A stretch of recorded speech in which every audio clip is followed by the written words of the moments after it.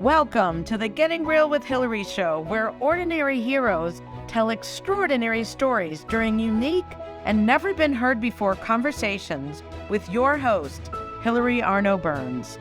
Hilary's unique listening and way of asking questions results in conversations that aren't usually talked about, so you can create the life that you really want but are afraid you can't really have. We are demonstrating the greatness in the human spirit and creating a world where we all reclaim our birthright of joy, happiness, purpose, and passion. Now, here's your host, Hilary Arno Burns.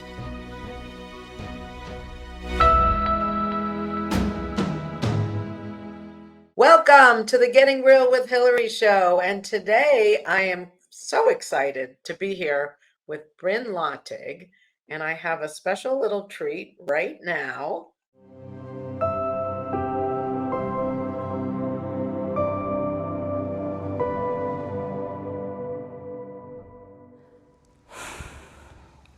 I shouldn't be here.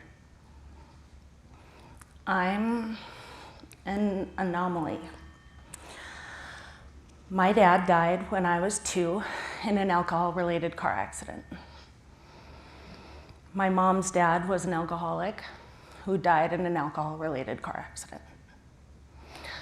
My mom's mom suffered from a variety of mental illnesses and was committed into mental institutions for years at a time.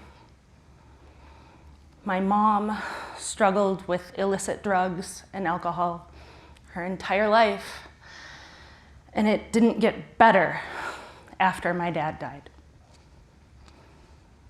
One of my earliest memories is of me rocking my mom to sleep as she cried, of me begging her not to commit suicide. These are just some of the reasons that I shouldn't be here. So I'm bringing on a very, very dear friend of our family, and I'm going to start crying. This is Bryn Lottig. This is her second interview on the Getting Real with Hilary show because she has a very important message. My daughter works with her company, but we're not gonna go into that yet. I'm just gonna introduce Bryn. That was her doing a TED Talk, which is so darn cool. So welcome, Bryn. Hello. We're still learning technology, but yes, welcome, Bryn. So, how was it doing a TED Talk? Was that crazy? Oh, it was terrifying. I signed up to do it because I know somebody else that had done a TED Talk, and I was like, "Oh, that's who I want to be when I grow up," and that's something that I really wanted to aspire to, and and so I signed up, and the interview process was just like a 3-minute video. And so I submitted this video and I got accepted.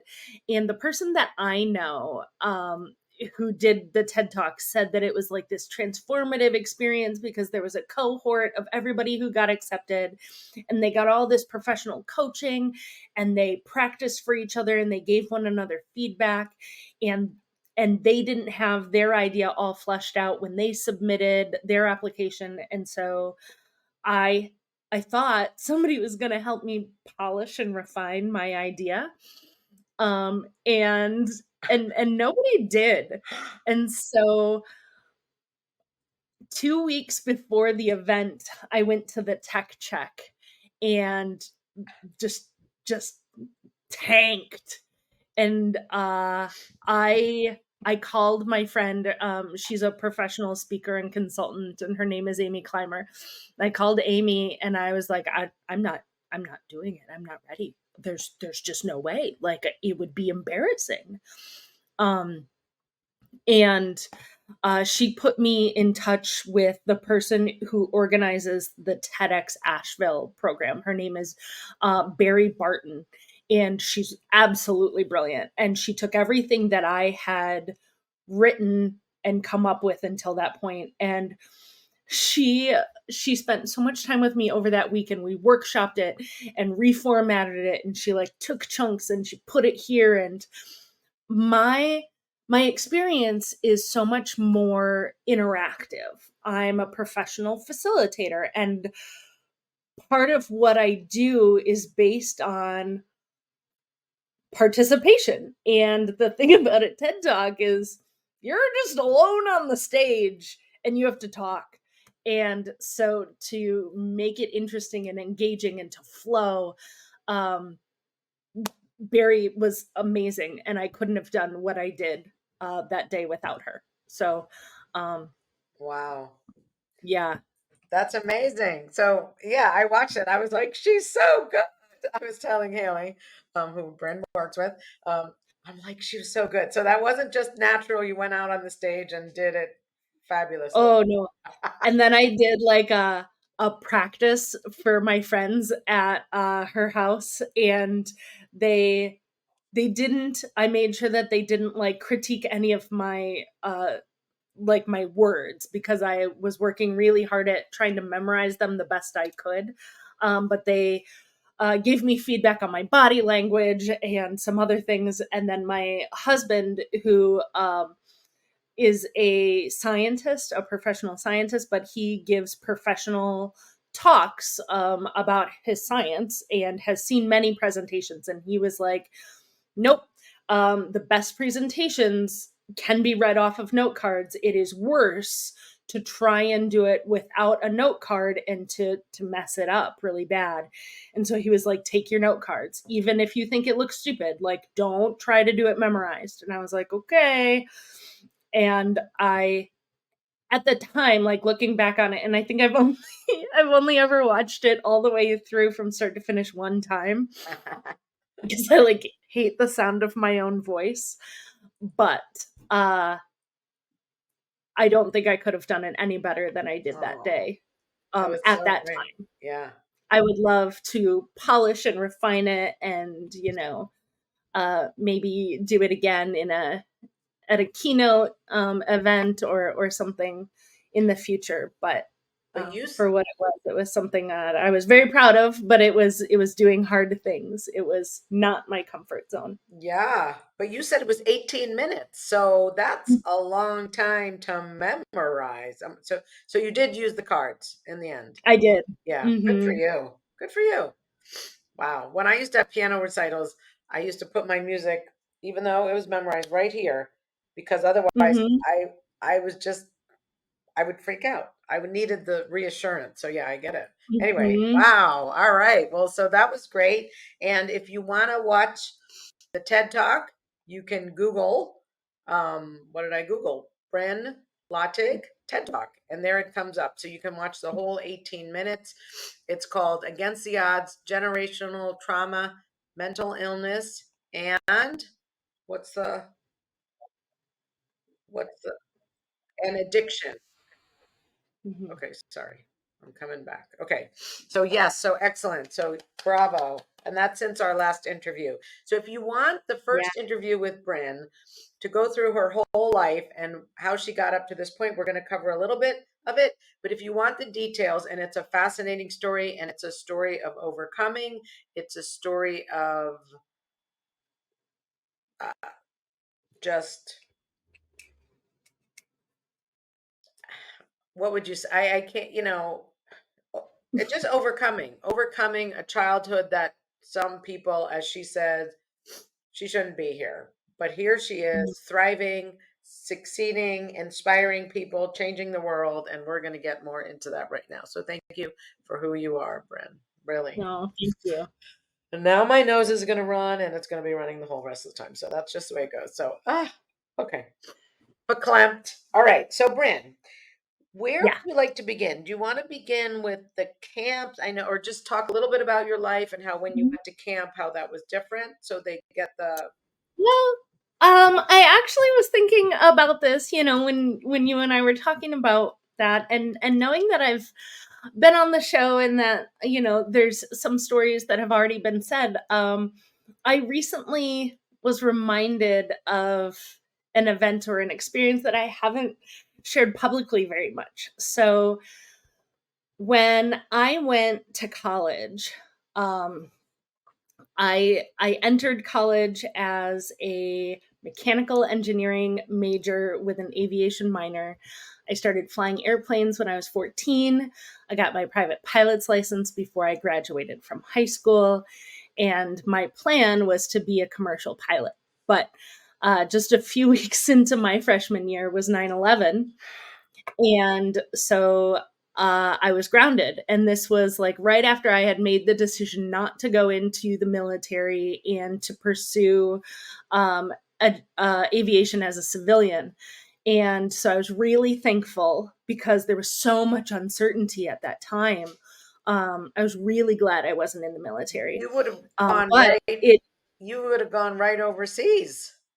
Mm-hmm. Wow. But it left me with a lot of professional uncertainty.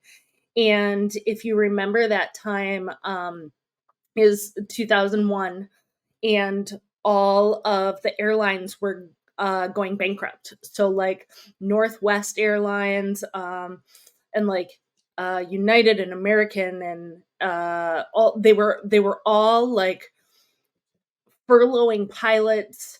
There was no air travel anymore. And so there was a flood of pilots in the system. Nobody could train. So the FAA suspended all flight training operations. And I kind of like didn't know what to do. And so just in a flash, I lost any professional advantage that I had of being young and female. And because of my family background, and I didn't I didn't know it at the time, but I had gone away to summer camp every year, but going to college was a little bit different, and I had gotten myself into a relationship with a boy, and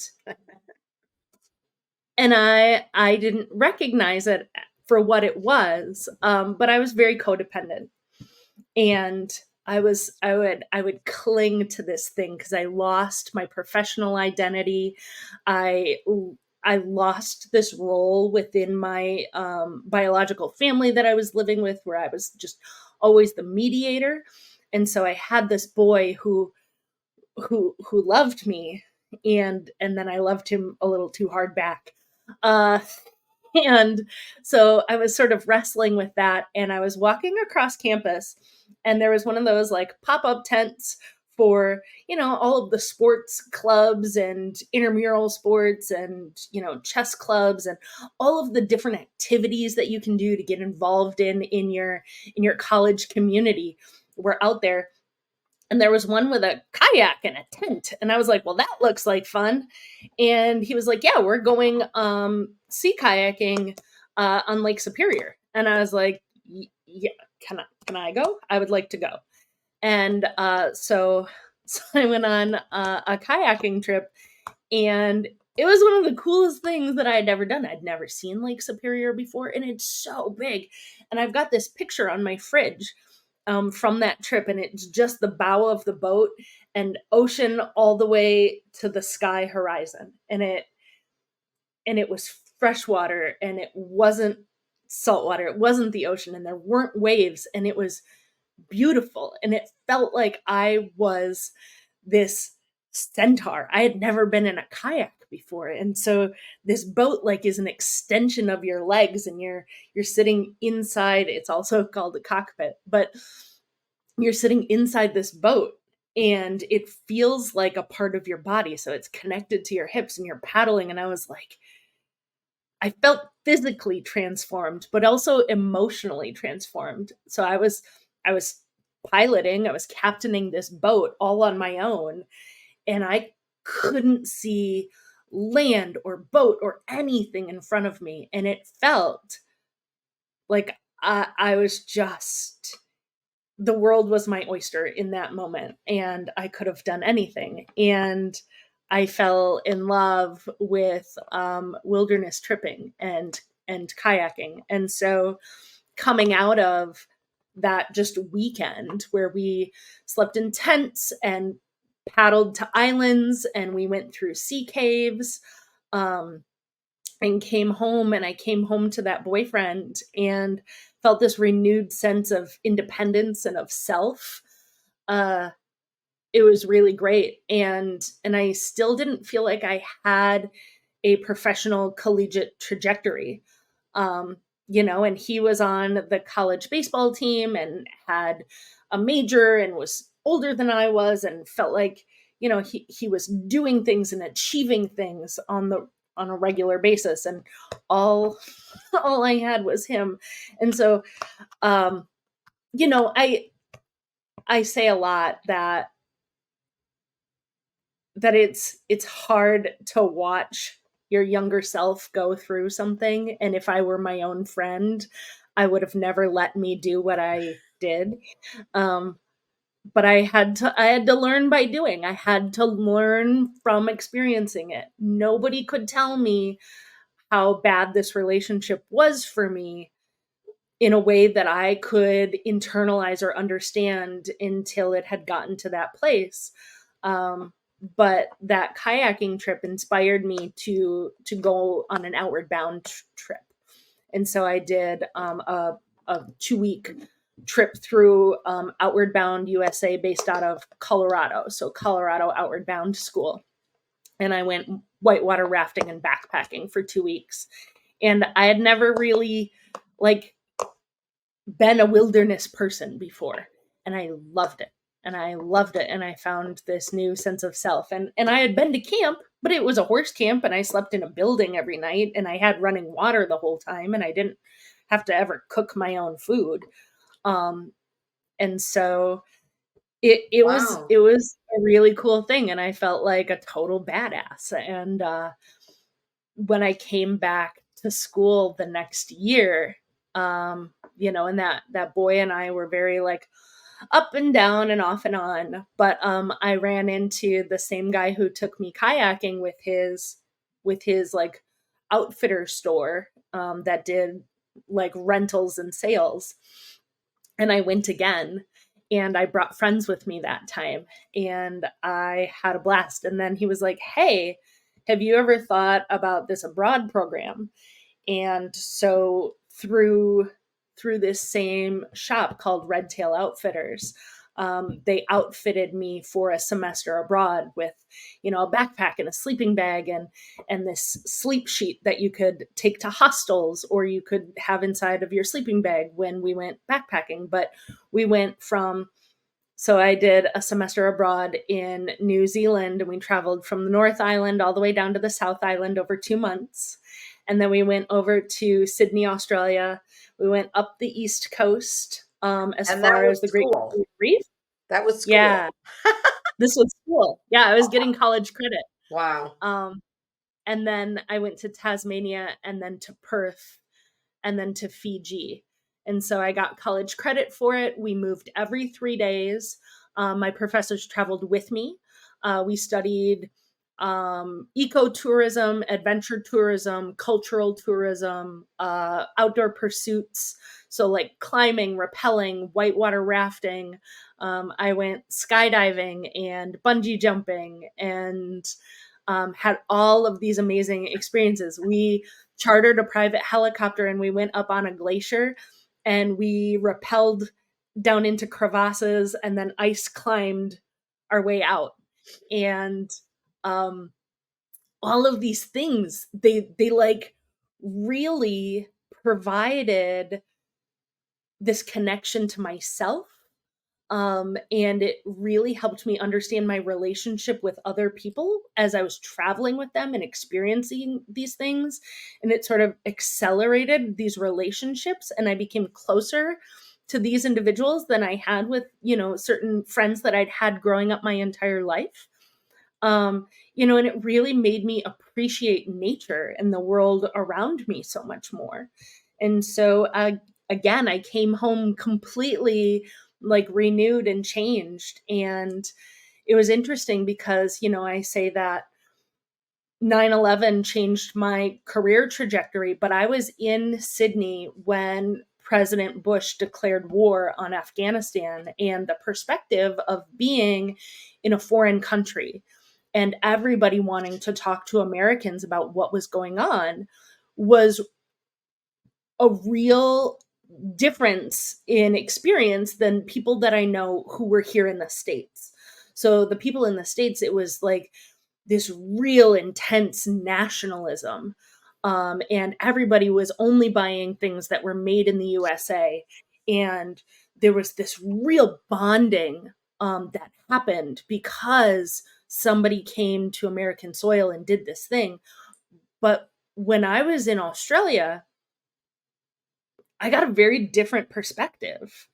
And everybody that we met wanted to talk politics with us. And so that it it it's sort of is very humbling because I'm there in their country eating their food, immersed in their culture. And some of the biofeedback, the cultural feedback was not all 100% pro-American. And I remember seeing the Columbine movie that Michael Moore made, and we saw it while we were in Perth. And afterwards, I like wanted to throw up. Like I did not want anybody to know that I was an American. It was like, oh yeah, no, I want to be Canadian. Like let's just pretend. And those types of experiences, I think, really help me build a more balanced worldview. And they help me relate to others, and they help me sort of understand and keep in check and even critically think about my own opinions, my own experiences. And so, yeah, I did that program abroad, and I got back to college, and I was still pursuing that same boy for, love and validation and belonging. And, my family was still in this place where at that time my brother was in rehab. My mom had been in car accidents and she was facing some significant jail time. My stepfather had left her to become a Jehovah's Witness. All three of them would call me to sort of counsel and mediate. And so this real physical escape was sort of like necessary for me to connect with myself, for me not to take on my family's issues. When I got back to college, I wanted to keep going abroad. So the next year, I went to Thailand, Cambodia, Laos, and Vietnam with the same program, again, traveling with my professors and spending an entire semester abroad. And really, these experiences were foundational in some of the other stuff that I talked about in my TED Talk or in our last chat. But the traveling with a small group of people really forced me to share a common space, to share a common vision of like, okay, what is our mission? What is our task? Like where we have to get from here to here. And either we're backpacking or traveling by car or train or whatever. But our goal was to like do this thing. And essentially it's like a problem solving initiative, but it's international travel. And then in Southeast Asia, unlike Australia and New Zealand, I did not speak the language. And this again is early 2000s. So it was 2004 and smartphones weren't a thing. And we would travel with physical Lonely Planet books and physical like mini translation books. And we would try to find the words and we would point to things, and we carried around like old calculators to barter and negotiate prices for sales of things. So were the teachers in it with you? Like they weren't helping you? They were learning just like you. I mean, they were guides, but they weren't native to that those countries or those languages. One had been there before, but one had not. And So they basically were just adult chaperones. Mhm. They had sort of been through the entire process, but they couldn't liaise as much. And I don't think that was the point of Right. it. I It mean, was it you, is, yeah, you had to kind of grow up and be yeah, the adult, right? yeah. And I mean, No one all was of our, saving you, right?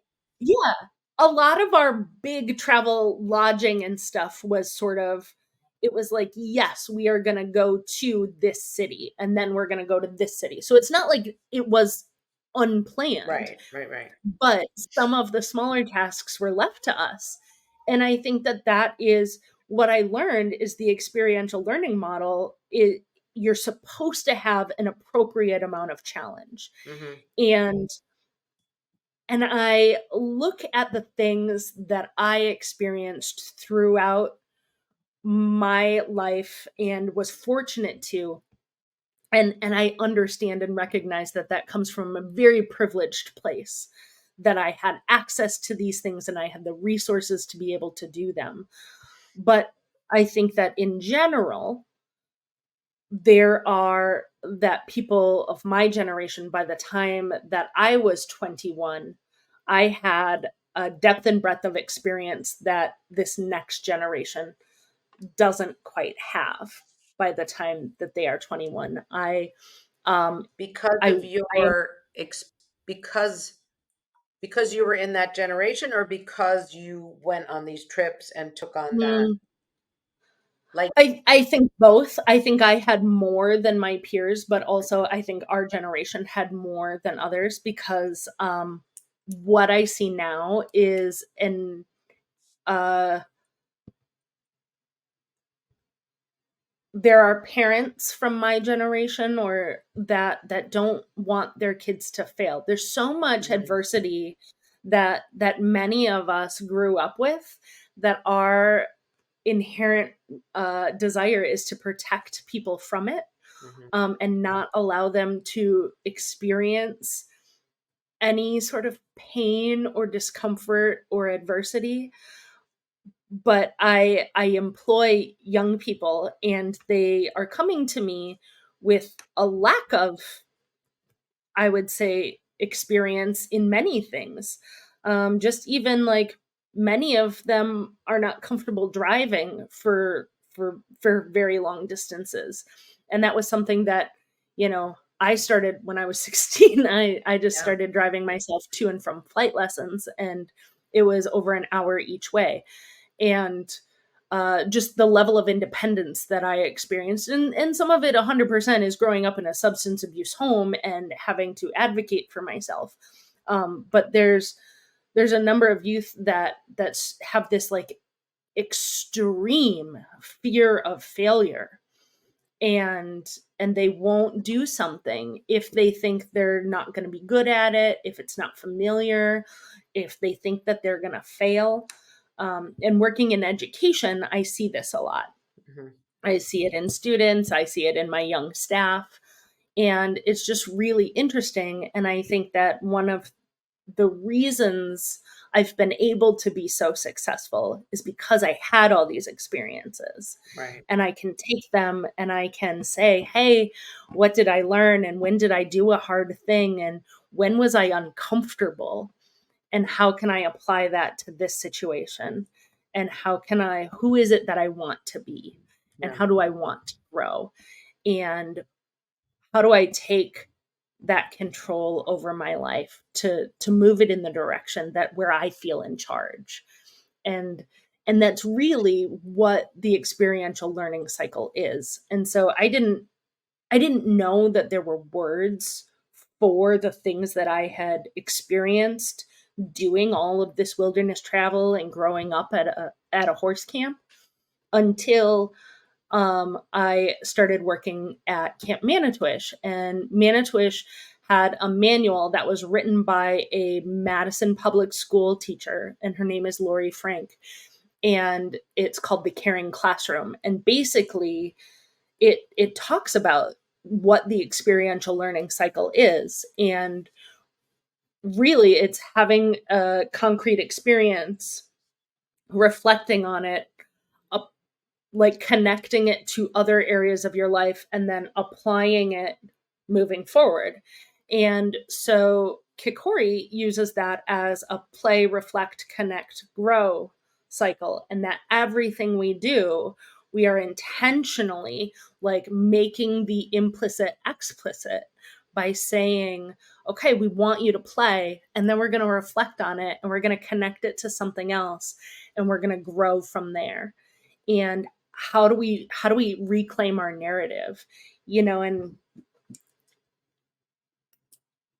I think that anybody can benefit from this sort of mental idea of it, and especially teachers. And if teachers or people who can influence young people, um, if you have any type of engagement with your own kids or stepkids or nieces or nephews or neighbors, what have you, but anybody who's working with youth, this is resilience, right? This is grit. This is how we teach this reframing, and how to stay engaged, and how to do hard things, how to be uncomfortable, or how to be comfortable being uncomfortable. Wow. And I think more and more of us are shying away from that. And, we see it in that our social media just has echo chambers of people who think similarly to us. We tend to spend our time with people who behave and enjoy the same things that we enjoy, because it's uncomfortable to be challenged. Wow. But it makes us better people. Yeah. All right. We're going to go to our commercial break, which just Okay. happens to be Kikori. And then we're going to talk more about the difference that Kikori can make with this. And I think, resilience and grit are so important right now. And so I can't wait to talk about it more. And so we're going to just go to that, and we'll be right back.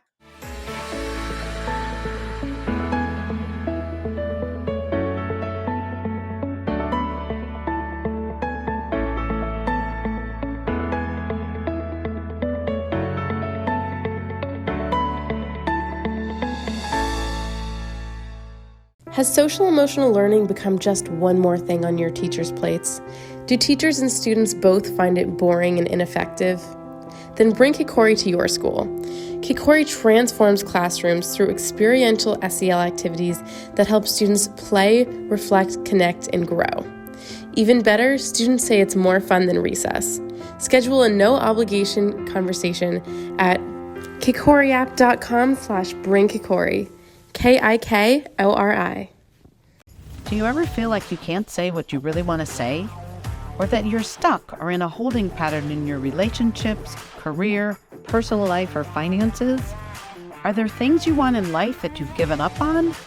Are you resigned that this is as good as it's going to get? If you answered yes to any of these questions, then Hilary Burns, host of the Getting Real with Hilary show, has the solution you need. Hilary is a published author of 3 books and has a program called the Getting Real process. This process frees you from what is holding you back, allowing you to create a life you love. Don't believe it? It is hard to believe that it could work, isn't it? The proof is that hundreds of Hilary's clients have used the Getting Real process and are now free to create whatever they want in relationships, career, finances, enjoying life, or just loving themselves more. So go to realtalkwithhilary.com and order Hilary's book, Real Talk, and set up a conversation.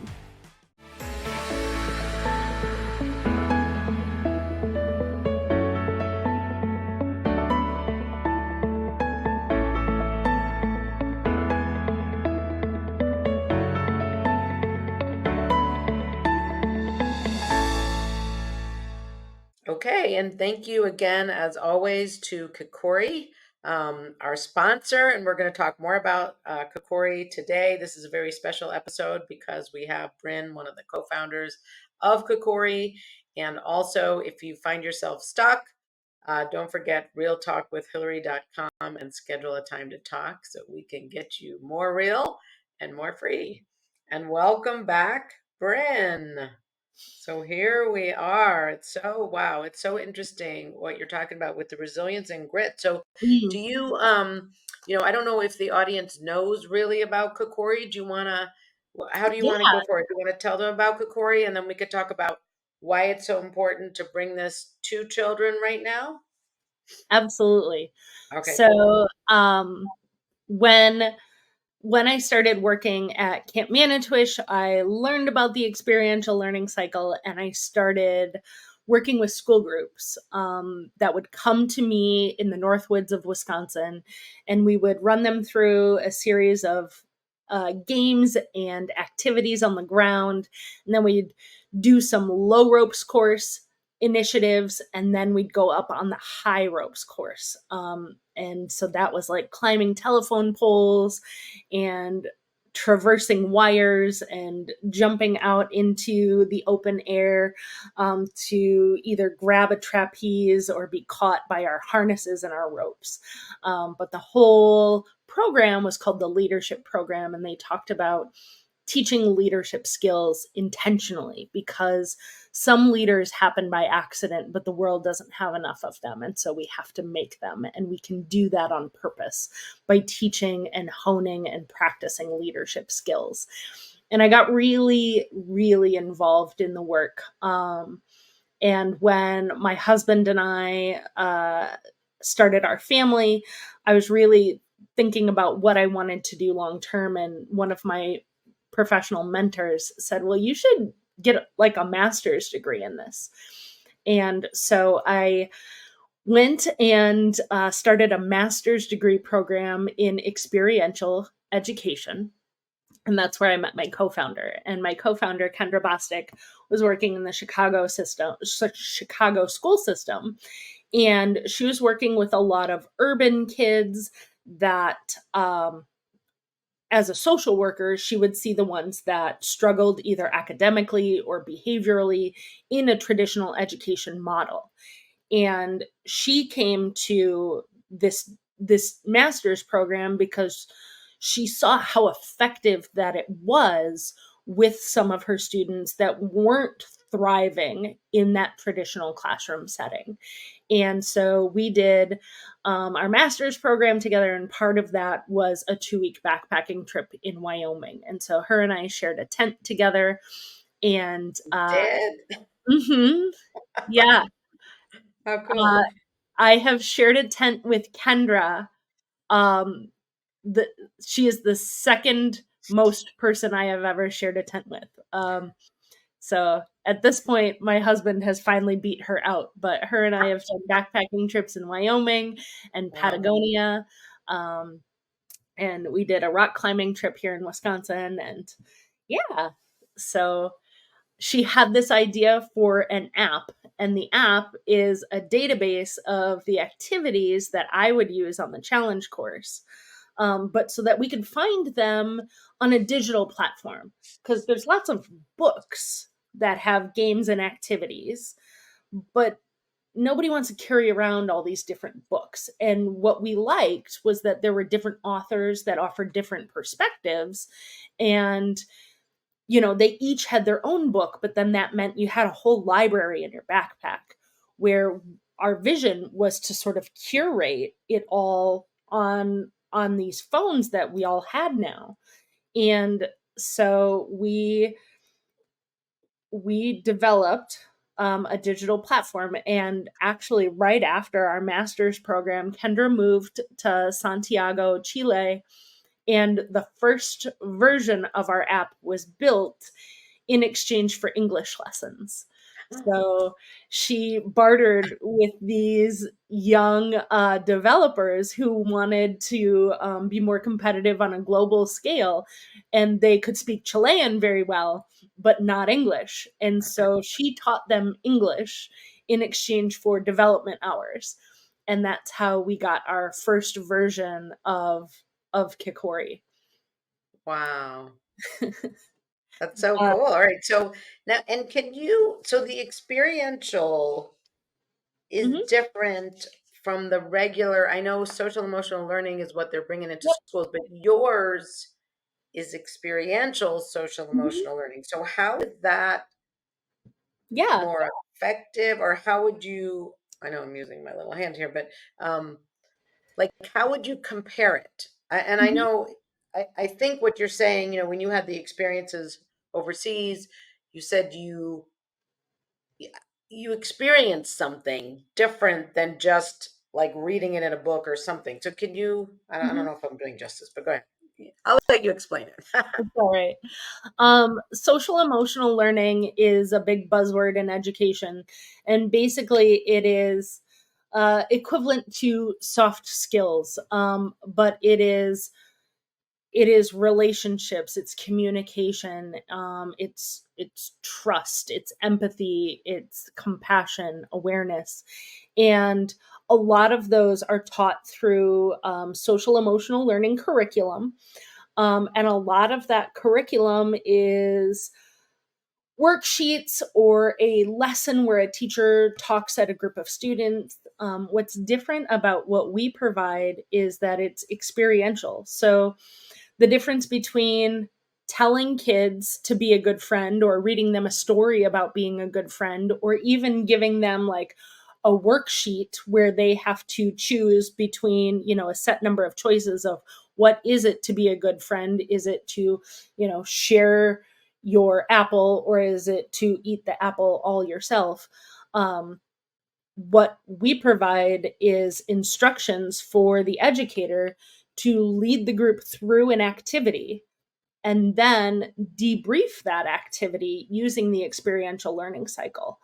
And you reflect on what happened, why it happened, and what you're going to do next time. And so we provide an opportunity for kids to practice being a good friend, for them to learn that skill and then drill that skill, and to do it in a safe environment where there's a facilitator or an educator there before we send them out to do it in the real world or even at recess.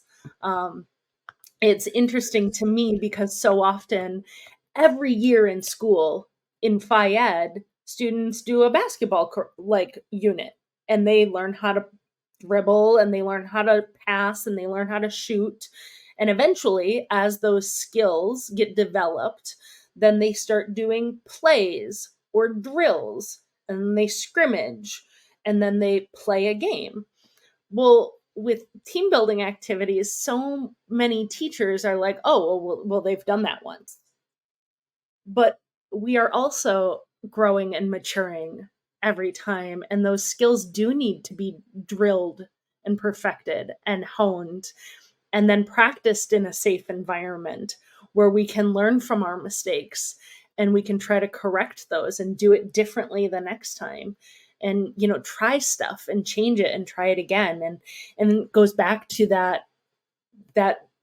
making safe spaces for challenge but also for failure. And we Mm, learn so much more from failure than we do from success. But many of us, it's uncomfortable to watch somebody else fail or struggle. And so a lot of teachers, and parents and people who care about others, they sort of create a success only path. mhm. um my students, they practice and they study and they prep for standardized tests. Standardized tests are really just meant to assess where the student is at in their learning.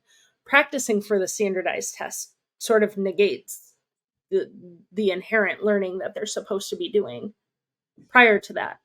But educators are are judged, and their performance is based on how students do in standardized tests, not how they deliver actual lessons.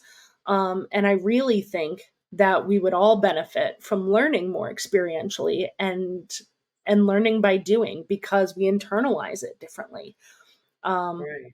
So the can Corey, so when you like, do you, I mean, obviously it's good for children because especially if you're seeing a generation where they're afraid to fail and they're afraid to make mistakes and they're only doing safe things.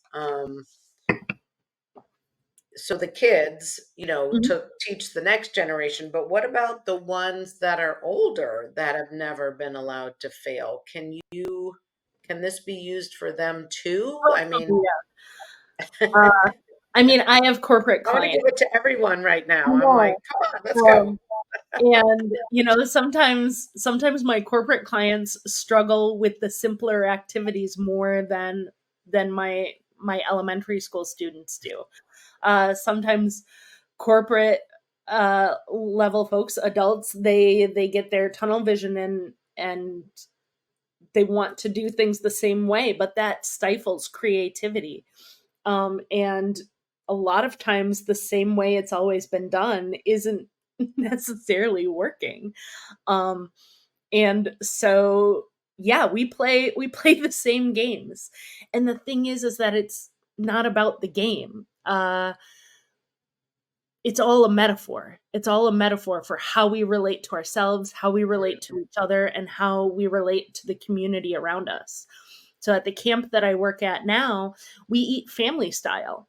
And we have these huge round tables, and 12 people sit at them, and you can't reach across from one side of the table to the other. And eating meals is a team building initiative. Eating meals, you have to learn how to just take enough so that everybody gets first before anybody takes seconds. You have to learn how to communicate so that you can say, can you please pass this? And this is my need, and I would like some water. And can you do this? And, service to others, where if you took the last bit of water, like going and filling it for the rest of the table, we collaboratively clear our dishes.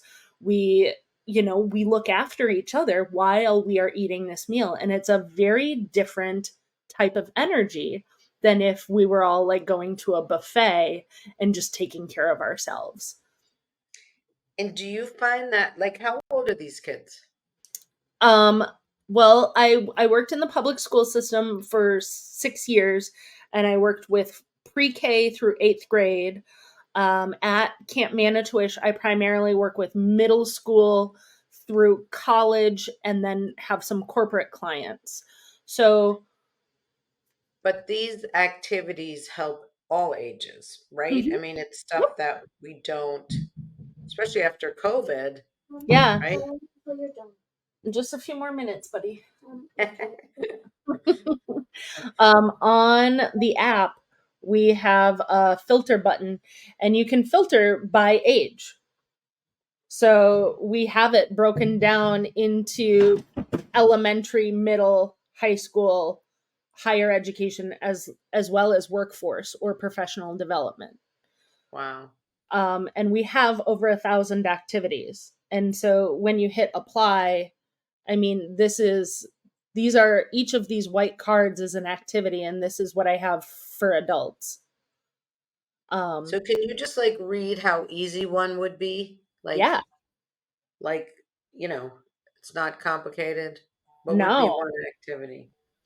So, um, one of our tell me more about your audience. Um, what type of energy do they have that they want for an activity? So there's sitting, walking, or running.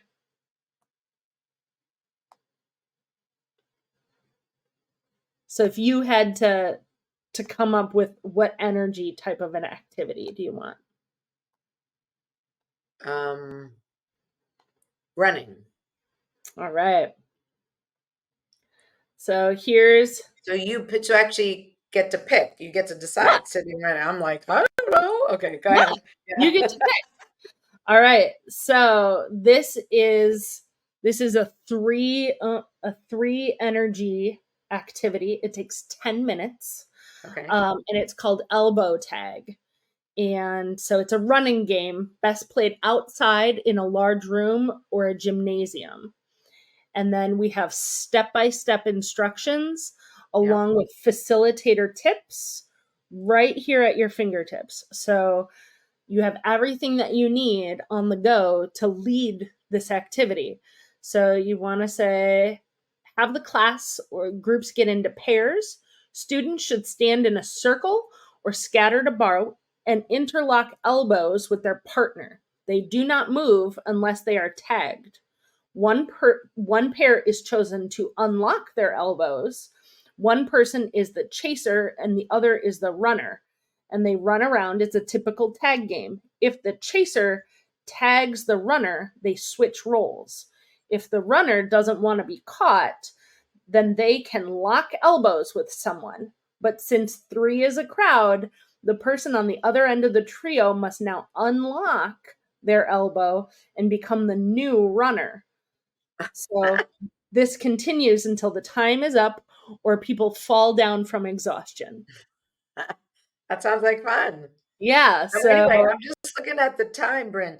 That sounds so awesome, and I can see why Kikori is so important for our next generation and for yeah, all generations to really get unstuck from, being afraid to do things that you yeah. haven't done, that you're afraid you won't be good at, and just do it in a safe environment.